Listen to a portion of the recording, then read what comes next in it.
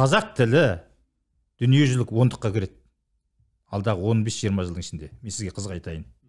Оған толық негіз бар. Бірінші рухани фактор.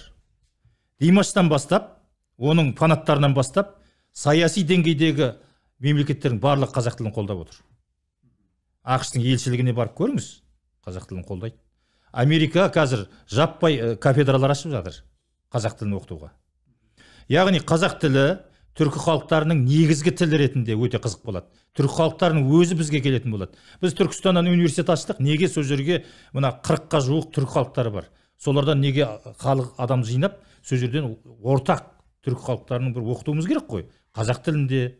Солай біз жайымызға болады. Сонда репутациясы, абыройы тіліміздің артатта әлгіндей келіндер көтерілісі болмайды.